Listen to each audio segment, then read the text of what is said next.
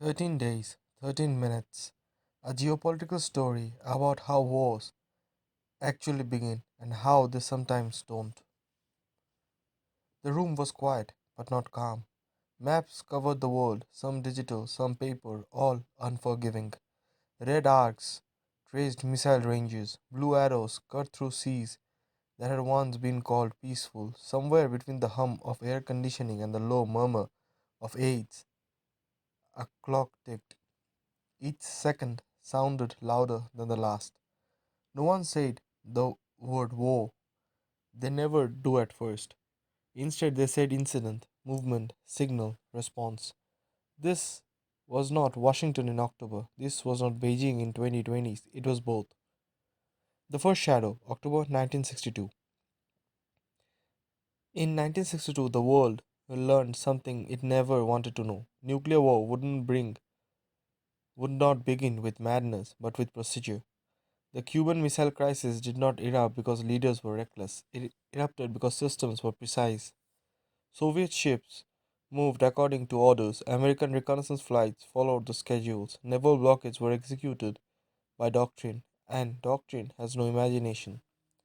In a windowless room in Washington, men in suits debated options with clinical language: airstrike, invasion, blockade. Each option came with charts, probabilities, and casualty estimates written in neat typeface. One of them could calculate, none of them could calculate panic. Across the world, in Cuba, Soviet field commanders held tactical nuclear weapons. No one in Washington fully understood that. Authority stretched across oceans and ideology thinned dangerously. Orders took hours, missiles needed minutes. History later called it restraint. In reality, it was improvisation under terror. The crisis ended not with victory, but with embarrassment carefully wrapped as dignity. Missiles were withdrawn, promises were whispered, not announced.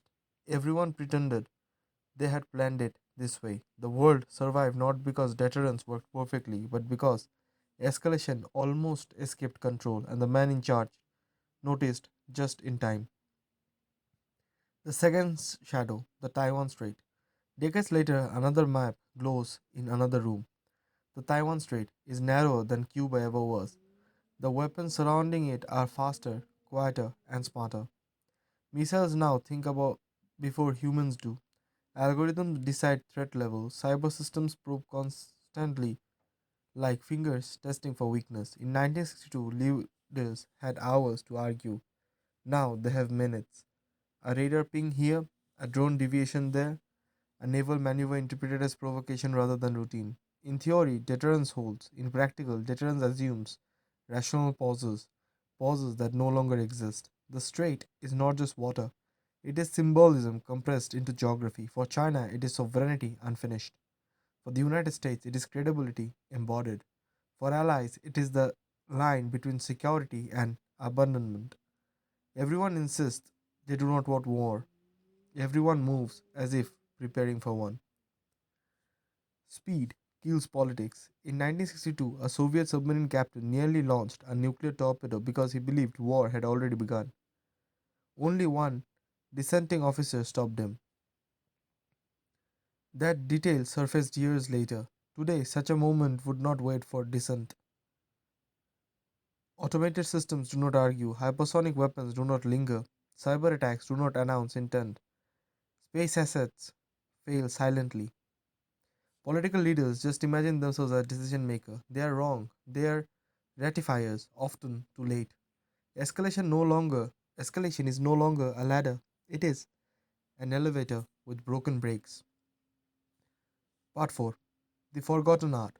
Exit. The Cuban Missile Crisis ended because both sides wanted a door out more than they wanted applause. Publicly, strength, privately, flexibility.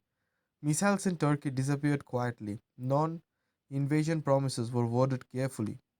Neither side claimed triumph, both sides survived. In the Taiwan scenario, this is the most fragile element.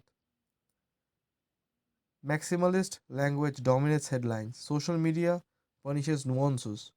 Compromise is branded as surrender. Leaders become prisoners of their own speeches. A crisis without an exit strategy is not a test of resolve, it is a countdown.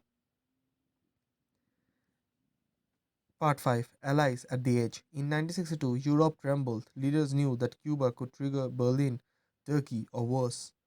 Today, the ripple points are Asia. Japan sits forward, unavoidable, exposed. South Korea watches another border, knowing distraction invites opportunism from North Korea. Alliances multiply power, but they also multiply ignition points. A careless statement, a symbolic deployment, a domestic political gesture. Wars rarely begin where they are planned, they begin where coordination fails. Both believe they are preventing war. Outside, ships move, satellites watch, systems log data that will later be called evidence. History doesn't ask whether leaders intended catastrophe, it asks whether they understood the speed of their own machines. Epilogue. The lesson that refuses to age. The Cuban Missile Crisis didn't teach the world how to win. It taught the world how close losing everything can feel. The danger in the Taiwan Strait is not aggression, it is miscalculation under compression. Deterrence matters, strength matters, resolve matters, but without escalation control, communication, and a dignified way out, power becomes a trap.